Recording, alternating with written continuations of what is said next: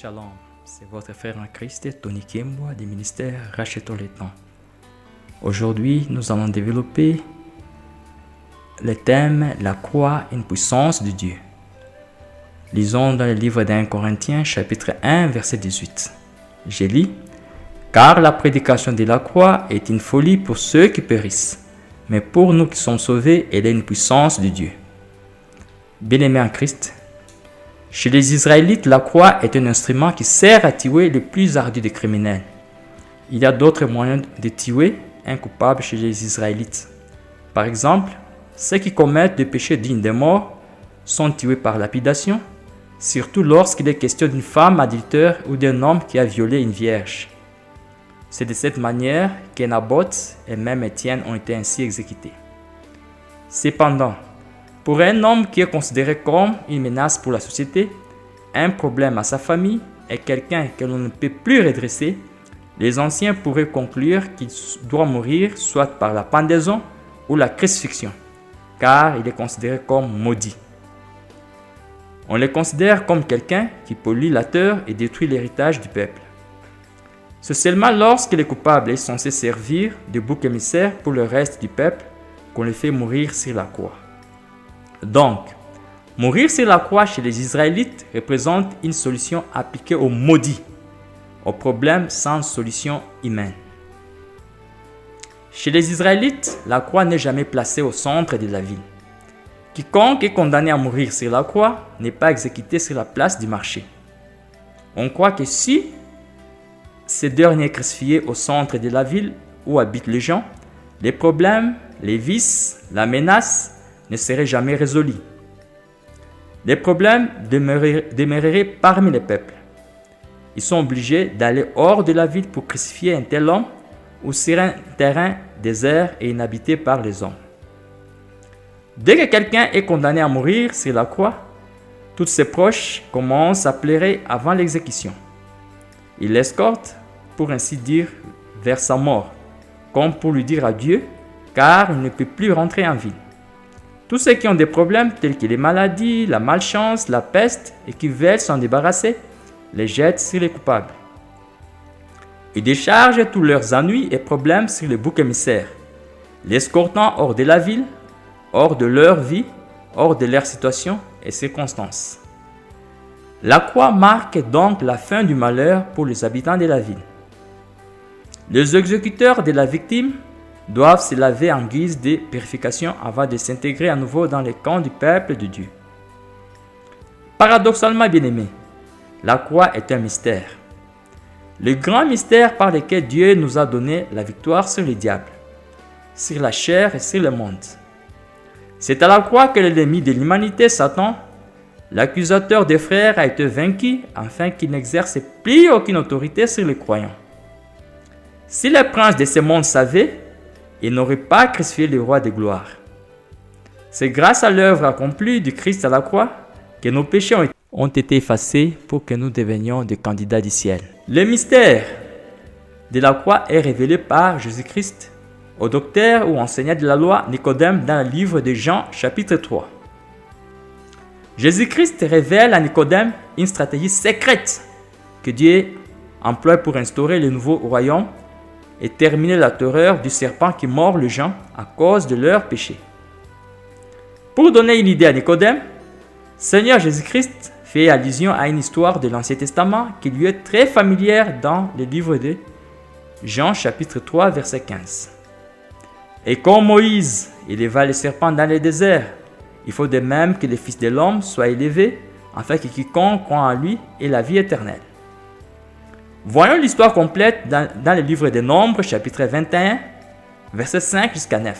Je cite, « Les enfants d'Israël pêchent dans le désert contre Dieu par des murmures. Ils parlent contre Dieu et contre Moïse comme suit. « Pourquoi vous nous avez fait monter hors d'Égypte pour que nous mourions dans le désert? Car il n'y a point de pain, il n'y a point d'eau et notre âme est dégoûtée de cette misérable nourriture. Par conséquent, Dieu leur donne une juste rétribution, au salaire qui est la mort. La mort est inoculée par le venin du serpent. Les serpents symbolisent le diable, l'ennemi de la piété. Satan cherche toujours une occasion pour accuser et mordre les humains. Sa mission est de voler, tuer et détruire. Normalement, lorsque nous marchons avec le Seigneur Jésus-Christ sous la lumière de sa parole et demeurons dans son amour dans ces déserts du monde, il y a une clôture qui nous entoure jour et nuit. Malgré les degrés de la lutte avec la chair, le monde et le Satan, Dieu maintient un casque de salut sur la tête de ses enfants obéissants. Bien-aimés en Christ, rentrons à l'histoire des enfants d'Israël qui sont morts en grand nombre par la morsure de serpents brûlants. Le peuple vient à Moïse et dit : « Nous avons péché car nous avons parlé contre l'Éternel et contre toi. Prie l'Éternel en fait qu'il éloigne de nous ce serpent. » Mais Moïse prie pour le peuple. L'Éternel dit à Moïse : « Fais-toi un serpent brûlant et place-le sur une perche. Quiconque aura été mordu et les regardera conservera la vie. » Alors, Moïse fait un serpent d'airain et le place sur une perche. Et quiconque est mordu par un serpent et regarde le serpent d'airain conserve la vie. Bien-aimés en Christ, dans le livre d'Ecclésiaste chapitre 10 verset 8, la parole de Dieu dit : « Celui qui creuse une fosse y tombera, et celui qui renverse une muraille sera mordu par un serpent. » Bien-aimés en Christ, le péché creuse un fossé pour tout enfant de Dieu. Si vous jouez avec les péchés, c'est une fosse que vous creusez pour votre vie.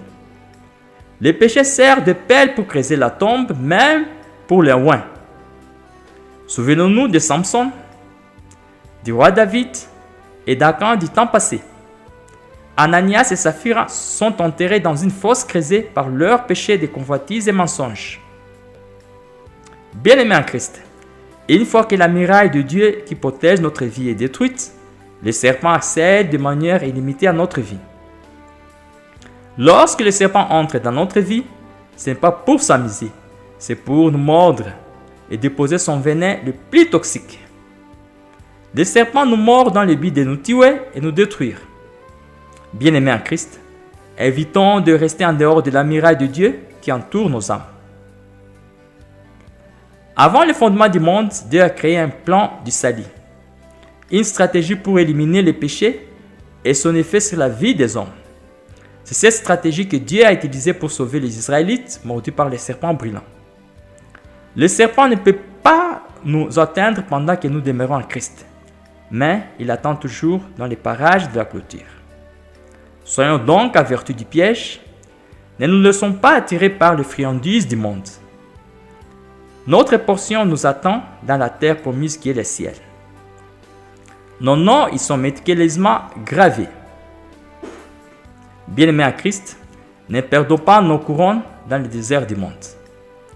Dieu présente une stratégie. Il s'agit du serpent d'airain, accroché sur une perche qui a symbolisé la crucifixion du Seigneur Jésus-Christ. En trouvant une solution au problème du serpent physique dans le désert, Dieu a visé le vieux serpent, les dragons, les diables qui trompent les gens et les incitent à pécher afin de les mordre, les tuer et les détruire. Au lieu d'éliminer les serpents brûlants, ce qui semble facile, Dieu cherche une solution permanente qui sera efficace aussi bien dans leur marche avec Dieu en ces temps-là et pour toujours. Il s'agit du serpent d'airain, accroché sur une perche, l'ombre de la crucifixion du Seigneur Jésus-Christ. La croix sur laquelle Jésus est crucifié représente la stratégie de Dieu pour neutraliser les venins du diable qui nous a injectés à travers nos péchés. Bien-aimés en Christ, l'apôtre Paul, dans le livre de Colossiens chapitre 2, versets 13 jusqu'à 15, stipule : « Vous qui étiez morts par vos offenses et par la circoncision de votre chair, il vous a rendus à la vie avec lui en nous faisant grâce pour toutes nos offenses. Il a effacé l'acte dont les ordonnances nous condamnaient et qui subsistent contre nous, et il l'a détruit en les clouant à la croix. Il a dépouillé les dominations et les autorités et les a livrées publiquement en spectacle, en triomphant d'elles par la croix. » Bien-aimés en Christ, il importe de noter que 1. À la croix, Dieu a décidé de nous pardonner toutes les transgressions. Les mots transgression veut dire aller au-delà de la limite d'une clôture illégalement ou traverser une frontière illégalement. Ce sont ces transgressions qui ont donné le pouvoir aux serpents brillants de sortir de leur fosse. Une fois que ces transgressions sont pardonnées et oubliées par Dieu, les serpents perdent immédiatement la force, le pouvoir. Donc, la croix annule l'autorité de Satan. Grâce à la croix, Satan n'a plus de possibilité de me mordre ou de m'accuser. 2. À la croix, Dieu a effacé l'acte dont les ordonnances nous condamnaient et qui subsistait contre nous et l'a détruit en les clouant à sa croix. Satan tient le dossier et la liste de vos péchés ainsi que tous les commandements auxquels vous n'avez pas obéi. Ces dossiers lui servent d'arme par laquelle il nous accuse et nous mord. Il emploie jour et nuit pour justifier ses accusations contre vous, afin que vos bénédictions vous soient retirées. Sur la croix, la seule arme dont Satan s'est servi lui fut retirée. Satan est désarmé. Bien-aimés en Christ, si par la foi vous fixez votre regard sur l'homme du calvaire, Seigneur Jésus-Christ, le diable n'a plus de raison de vous attaquer avec son venin. 3. À la croix, Seigneur Jésus-Christ a dépouillé les dominations et les autorités et les a livrées publiquement en spectacle et les a triomphés. À travers la croix, Jésus-Christ neutralise l'aiguillon de tous les pouvoirs et autorités rangés contre nous. Toute flèche de Satan, de sa principauté et de son pouvoir est complètement neutralisée. Voilà ce que la croix apporte à tous les croyants. C'est la stratégie puissante par laquelle Dieu a rendu impuissant le vieux serpent. Bien-aimés en Christ, chargeons-nous quotidiennement de la croix et avançons sans peur et sans compter sur nos mérites et compétences. Nous venons de voir comment la croix du Seigneur Jésus-Christ neutralise le diable. Voyons maintenant l'impact de la croix sur la chair. L'apôtre Paul précise dans le livre des Galates, chapitre 5, verset 25, que ceux qui sont à Jésus-Christ ont crucifié la chair avec ses passions et ses désirs. La croix est donc le lieu où notre ancienne nature adamique a été détruite. Tout héritage de l'ancienne nature qui mène au péché trouve sa fin dès qu'un homme vient à la croix. C'est à la croix que commence un nouveau chemin, une marche sereine dans la présence de Dieu.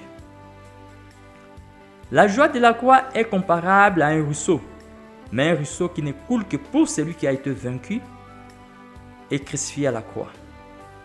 Au fait, toute expérience de la vie de résurrection commence à la croix. Le diable donne à la croix une apparence effrayante, rugueuse et démodée, car il connaît le mystère qui se trouve derrière la croix. Il sait que la croix donne un véritable pouvoir à quiconque l'atteint. Il provoque la peur chez les gens et leur montre le chemin de plaisir temporaire qui mène à la perdition. Quiconque veut s'approprier la puissance de Dieu, quiconque veut attirer les gens et les amener sans résistance dans le filet de Dieu, quiconque veut avoir une position d'autorité devant Dieu, doit dès maintenant endurer la croix. Un fait merveilleux pour vivre chaque citoyen israélite regarde régulièrement le serpent d'airain accroché sur une perche. Nous supposons que la perche du serpent d'airain a été placée sur une colline pour permettre à tout le peuple de le voir facilement.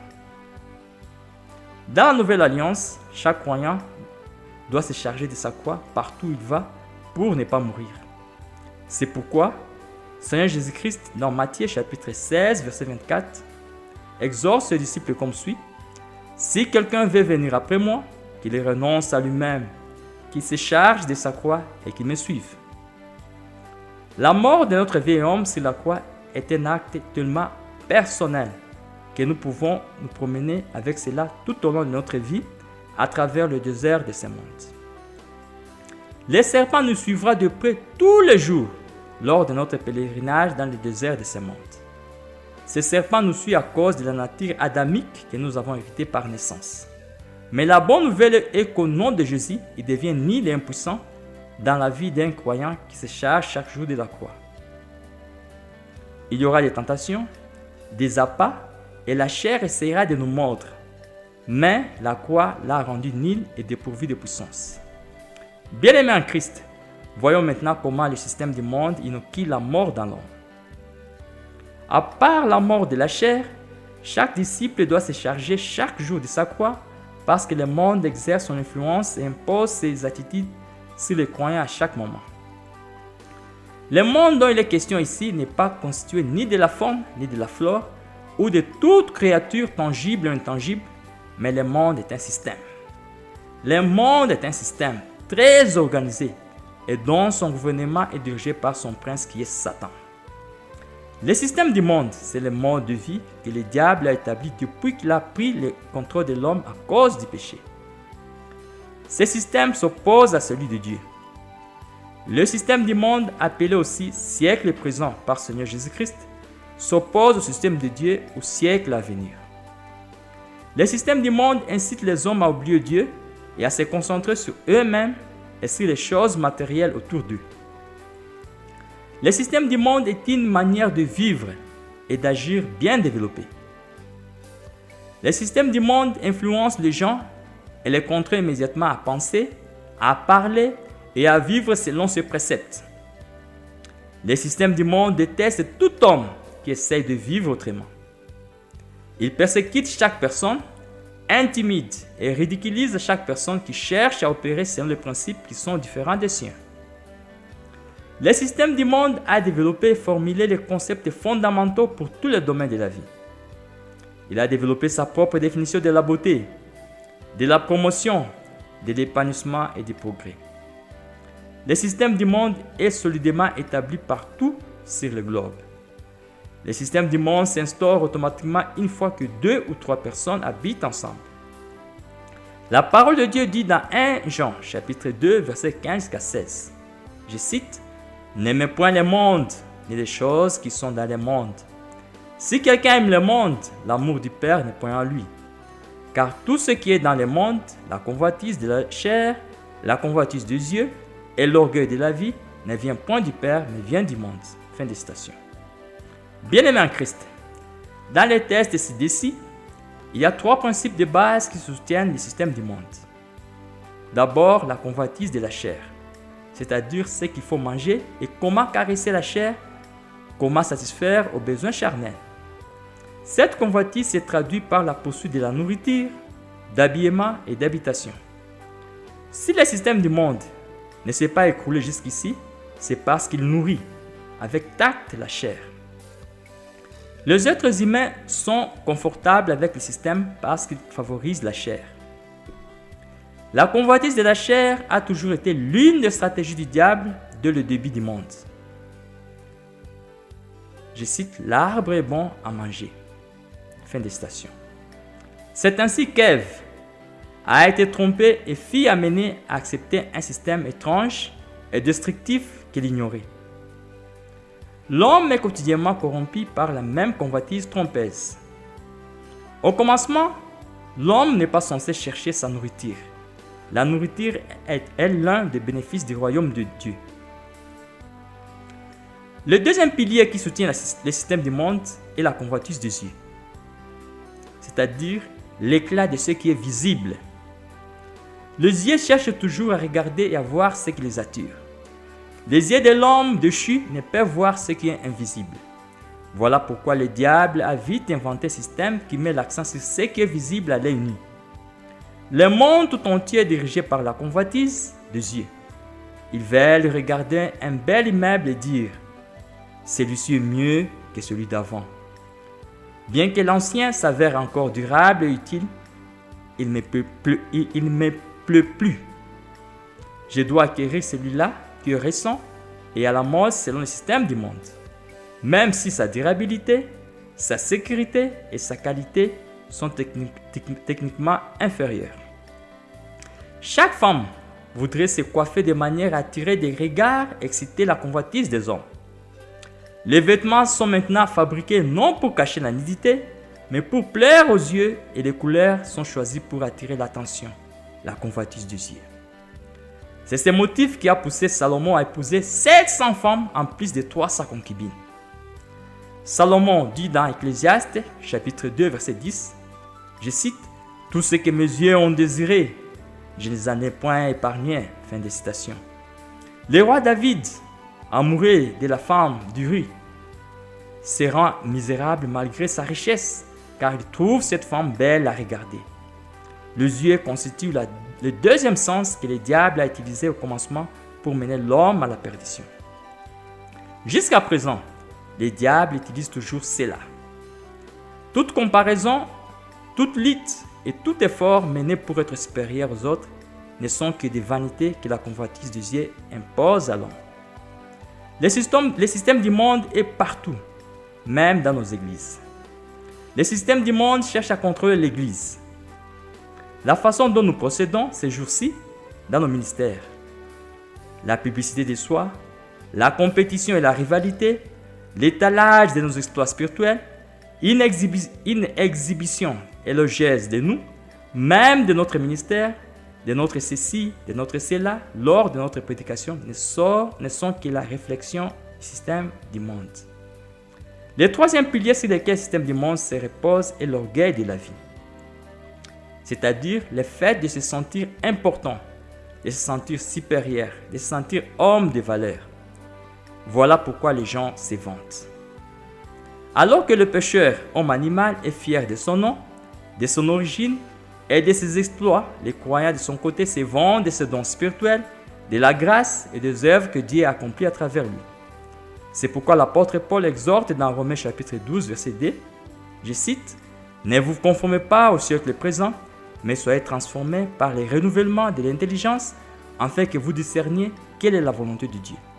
Ce qui est bon, ce qui lui plaît, ce qui est parfait. » Fin de citation. Seigneur Jésus-Christ nous demande d'abord d'adopter une nouvelle attitude de vivre bien différente de celle héritée à la naissance. Étant donné que nous allons chaque jour rencontrer le système du monde, il nous faut un moyen par lequel nous pouvons de façon quotidienne les réduire au silence et continuer à suivre la voie de notre Maître Seigneur Jésus-Christ. Ce moyen est le port de sa croix quotidienne. Bien-aimés en Christ, la croix est la puissance de Dieu.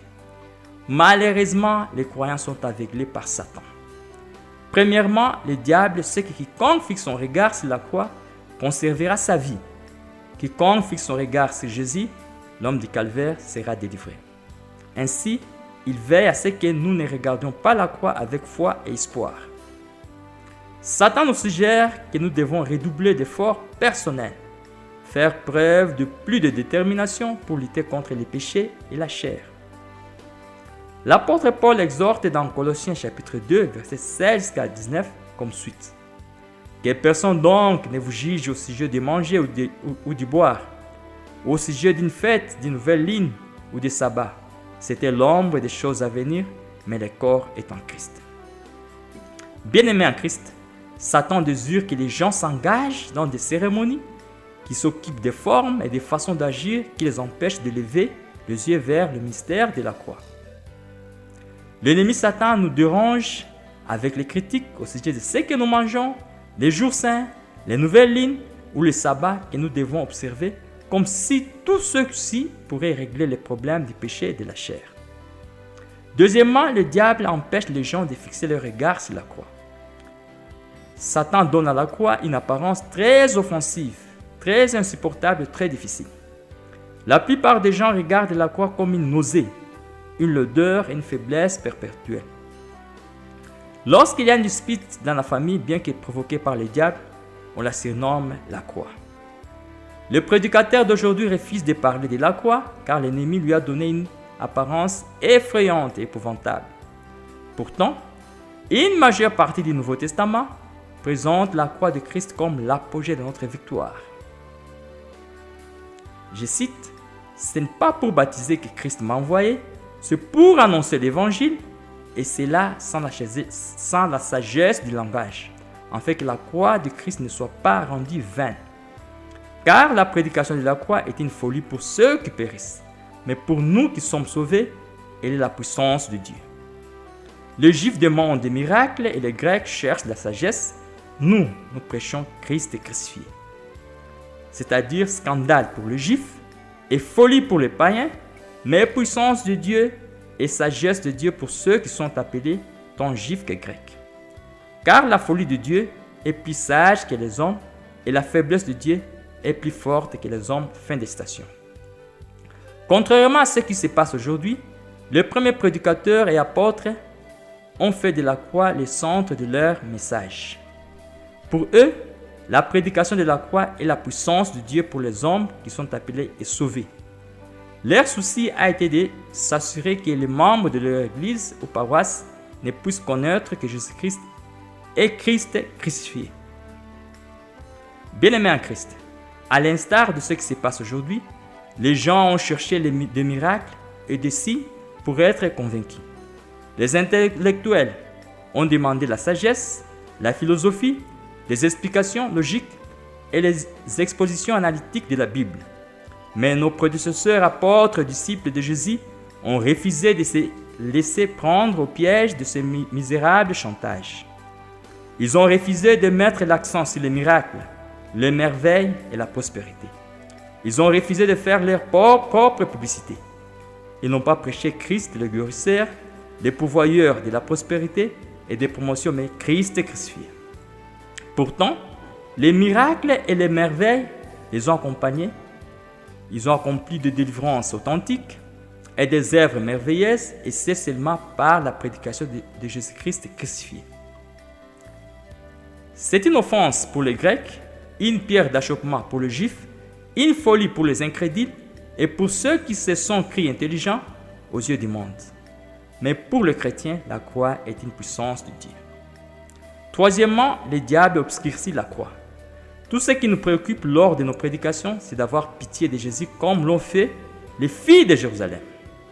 Quatrièmement, le diable nuit à l'efficacité de la croix. Le diable ridiculise la croix du fait que la croix ne représente pour certains qu'un simple bijou que les gens portent autour de leur cou. Bien-aimés en Christ, pour clore, sachant que nous avons 3 ennemis que nous devons vaincre pour atteindre la félicité. Il s'agit de Satan, notre chair et le monde.